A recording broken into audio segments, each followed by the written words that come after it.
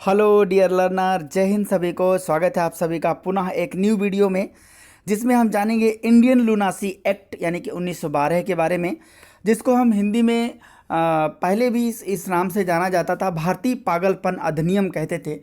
हालांकि आज दृष्टिकोण बदल गया है, तो हम डिसेबिलिटी को एक अच्छे शब्दों में, एक अच्छे दिव्यांग व्यक्ति में जानने लगे हैं। लेकिन पहले अगर इसका भी अर्थ अभी आप निकालेंगे तो लुनासी मतलब पागलपन होता है, तो इसलिए इसकी हिंदी है ये भारतीय पागलपन अधिनियम के नाम से जाना जाता था। 1912 में ये बना था। देखते हैं इसके बारे में, चर्चा करते हैं, पूरी डिटेल से जानते हैं।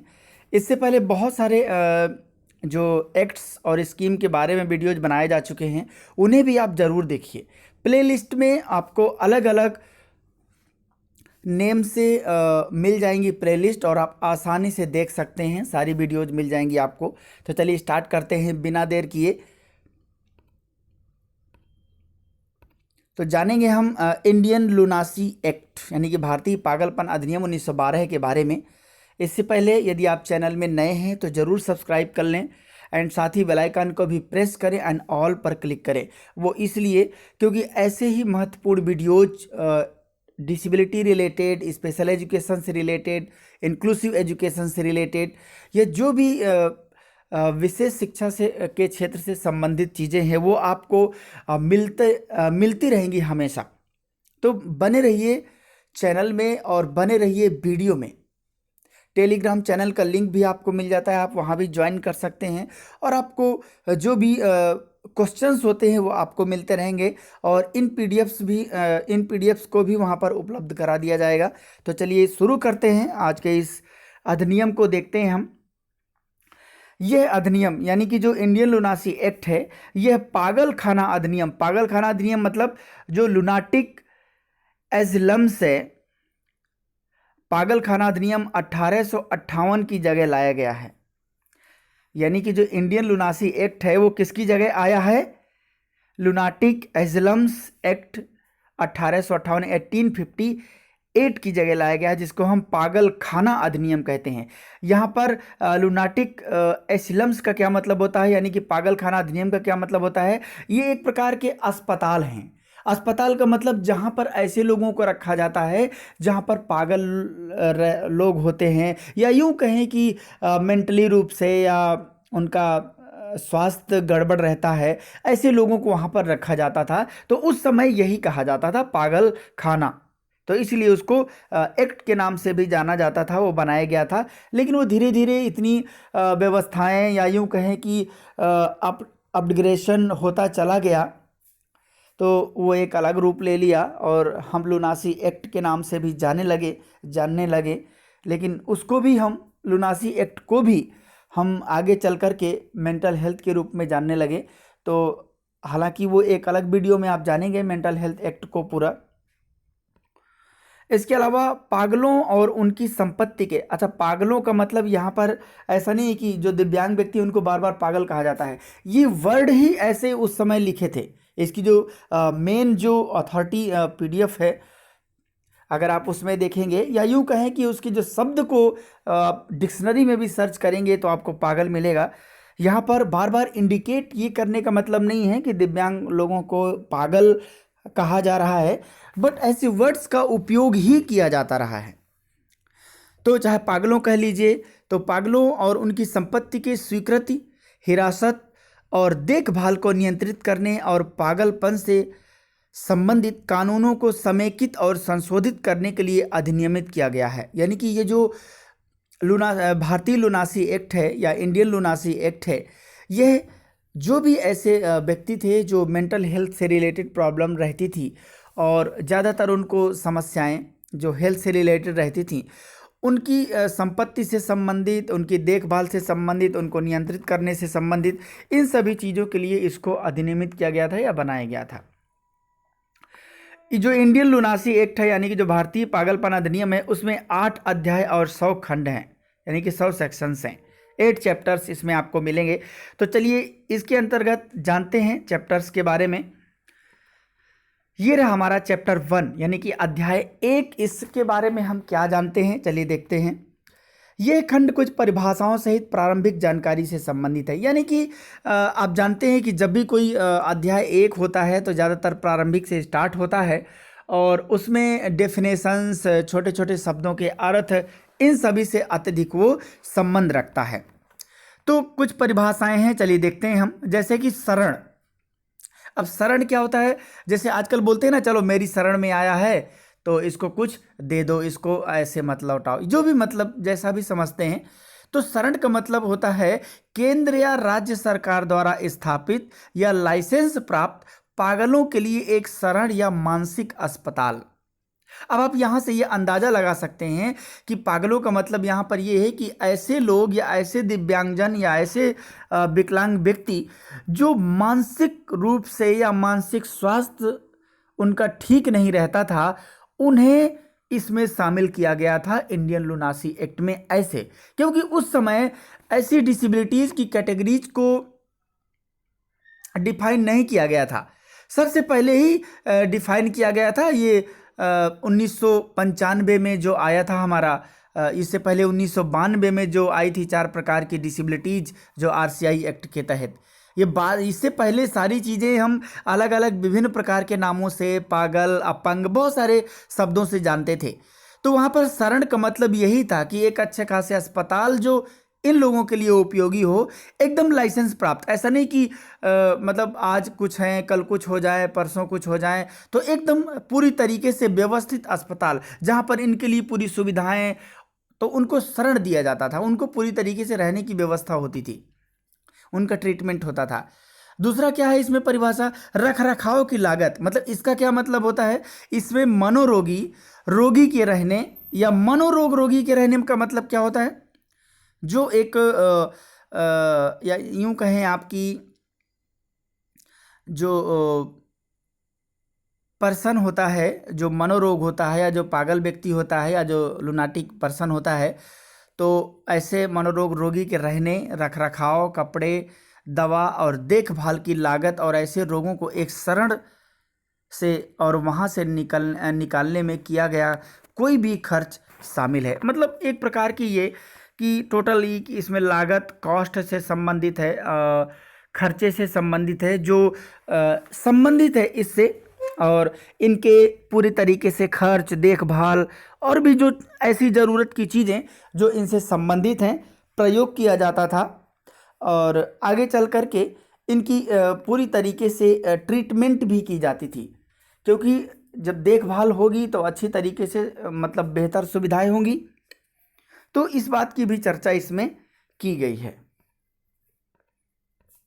इसके अलावा क्रिमिनल लुनाटिक, ध्यान दीजिएगा, क्रिमिनल लुनाटिक यह भी एक वर्ड है उसमें, जिसे डिफाइन किया गया है कि कोई भी व्यक्ति जिसे कोड ऑफ क्रिमिनल प्रोसीजर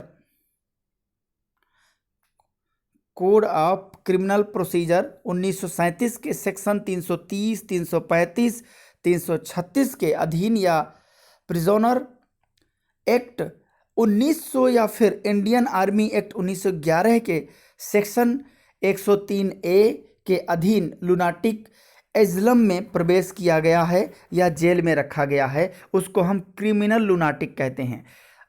ठीक है, लुनाटिक मतलब पागल व्यक्ति और क्रिमिनल मतलब ऐसा क्रिमिनल जो इन एक्ट के, इन सेक्शंस के तहत उसको मतलब कुछ किया हो, तब जाकर के उसको जेल में रखा गया है, तो उसको हम क्रिमिनल लुनाटिक कहते हैं। हालांकि DSSB ने या अन्य जो एग्ज़ाम आते हैं ऐसे बनाया नहीं है, लेकिन कभी भी बना सकता है, कोई बुराई नहीं है।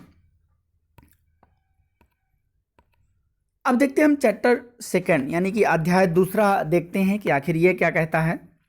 देखिए इसमें, इस चैप्टर में मनोरोग रोगी को मुख्य रूप से एक मनोरोग व मानसिक अस्पताल में स्वीकार करने और उन्हें अपने नियंत्रण में रखने के विषय दिए गए हैं। मतलब इससे संबंधित बात की गई है कि आखिर जो ऐसे दिव्यांग व्यक्ति या ऐसे जिस समय उस समय पागल कहा जाता था, पागल व्यक्ति जो कि मानसिक रूप से ग्रसित हों, उनका मानसिक स्वास्थ्य बिल्कुल ठीक ना हो, उन लोगों को नियंत्रण में रखने, उनकी व्यवस्था करने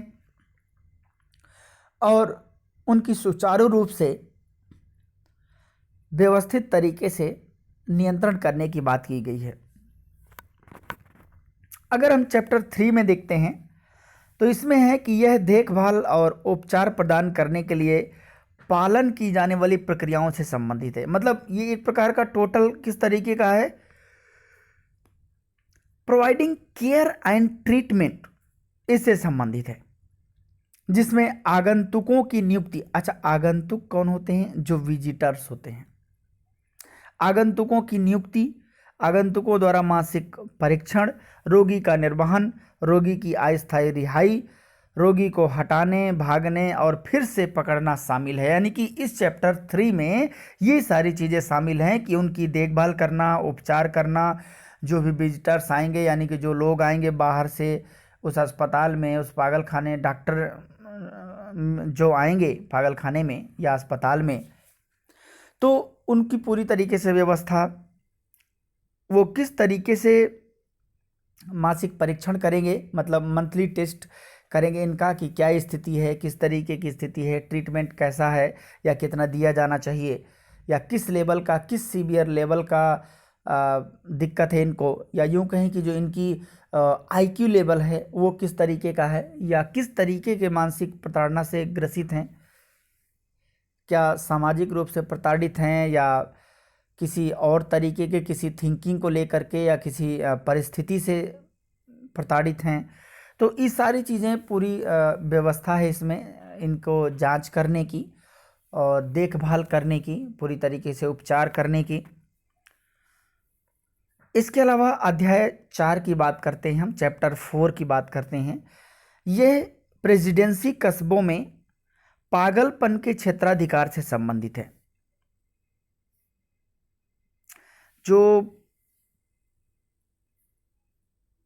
यानी कि पागलपन की उपस्थिति और परीक्षा के संबंध में अदालत की शक्तियां, कुछ मामलों में जिला अदालत को जांच करने का निर्देश देने की शक्ति, व्यक्ति पर न्यायिक शक्तियां और रोगी की संपत्ति निपटाने की कुछ शक्ति व उद्देश्य हैं। यानी कि ये सारी चीज़ें शामिल हैं कि आखिर जो पागल व्यक्ति होगा या उस कस्बे में होगा या उस प्रेसिडेंसी जहाँ पर रहता होगा उसके क्या क्षेत्राधिकार है, उससे संबंधित है।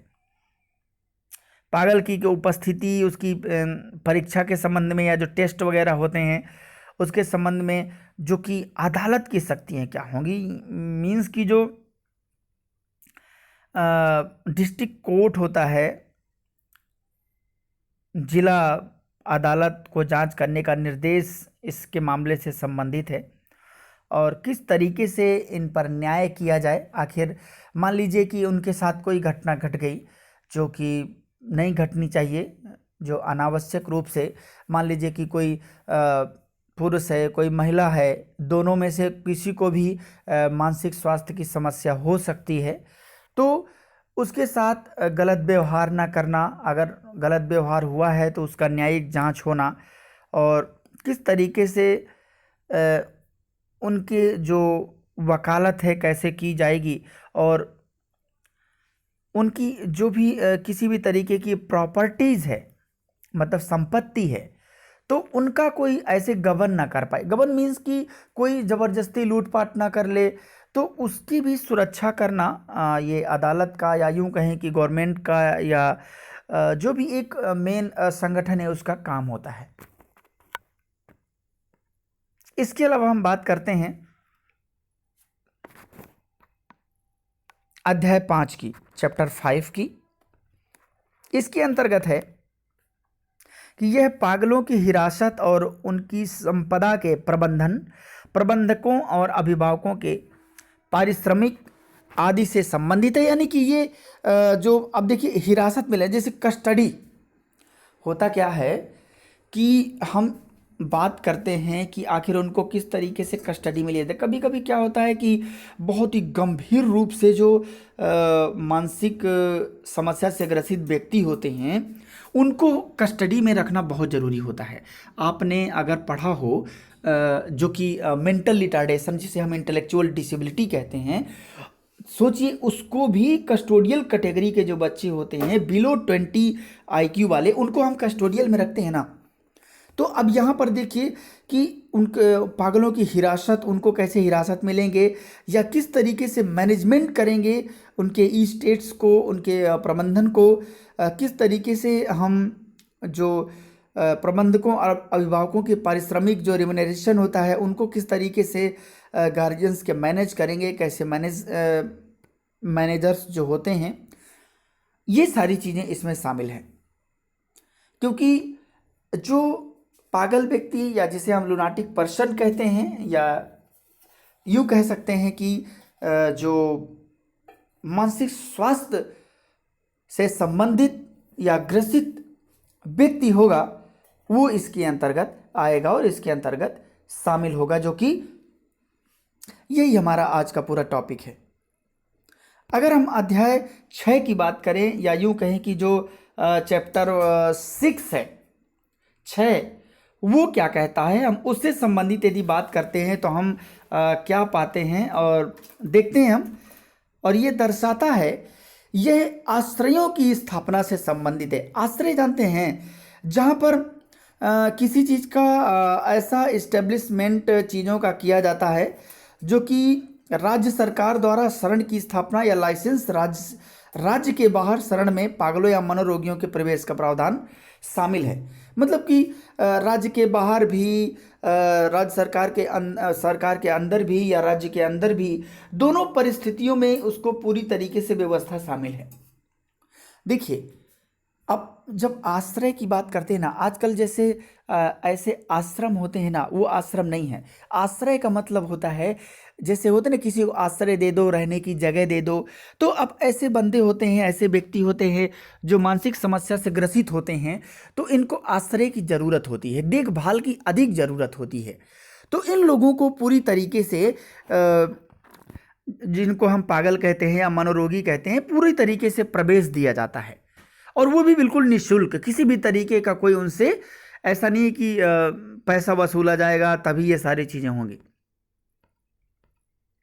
इसके अलावा हम अध्याय 7 की बात करते हैं तो कहता है कि यह मनोरोगी के खर्च, मनोरोगी मतलब वो पागल व्यक्ति या दिव्यांग व्यक्ति, या जिसे हम कहते हैं कि जो मानसिक रूप से या मानसिक स्वास्थ्य से ग्रसित व्यक्ति है, उसके खर्च सरकार द्वारा कुछ मामलों में लाइसेंस प्राप्त आश्रयों में रखरखाव की लागत का भुगतान व भटकते हुए एक पागल या मनोरोगी के कब्जे में संपत्ति का आवेदन, अदालत का आदेश और प्रवर्तन रखरखाव की लागत का निर्धारण की बचत से संबंधित है। ये चैप्टर हमारा इसी से संबंधित है कि आखिर जो मनोरोगी के ऊपर जो खर्च किया जाएगा, आखिर कितना लगेगा उसके ट्रीटमेंट में, क्या उसकी व्यवस्था की जाएगी। ऐसा थोड़ी है कि आश्रय दे देने का मतलब किसी को आओ तो भैया सोने दो उसको। अरे सोएगा थोड़ी, खाएगा भी, रहेगा भी, उसको वातावरण भी प्रोवाइड किया जाएगा, उसकी देखभाल करने के लिए व्यक्ति भी चाहिए, तो सारा खर्च होता है ना।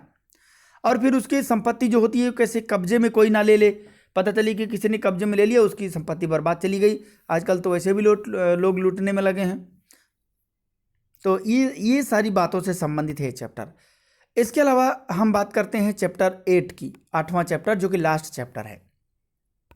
ये क्या कहता है, ये नियमों के प्रकाशन, नियम का मतलब होता है रूल रेगुलेशन, जिसको कहते हैं ना भाई सिद्धांत बन गया, कोई नियम बन गया, थ्योरी बन गई। क्यों?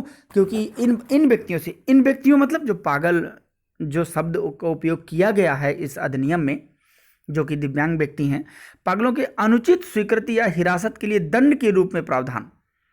अधिनियम के तहत कार्य करने वाले व्यक्तियों को सुरक्षा, वारंट को प्रभावी करने की शक्ति और भारत के बाहर कुछ अदालतों के आदेशों से संबंधित है।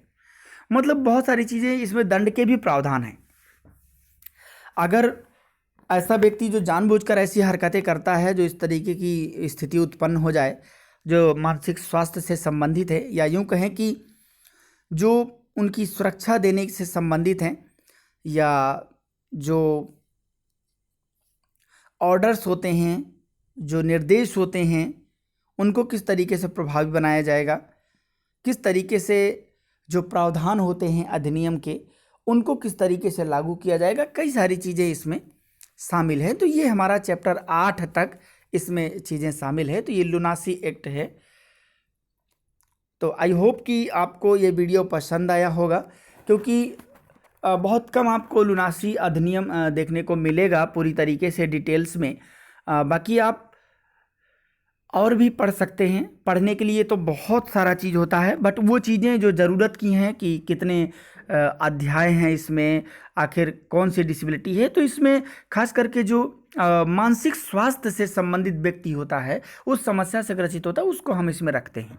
ठीक है, तो वीडियो यदि आपको अच्छा लगा हो तो लाइक करिए, चैनल को सब्सक्राइब करिए, शेयर करिए, दोस्तों तक भी ज़रूर शेयर करिए। कमेंट करके बताइए कि आपको कैसा लगा, क्योंकि बहुत सारे वीडियोस आप देखते भी होंगे और इसे भी ज़रूर देखिए, कुछ ना कुछ लाभ आपको ज़रूर होगा। थैंक यू सो मच, मिलते हैं नेक्स्ट वीडियो में, तब तक के लिए जय हिंद।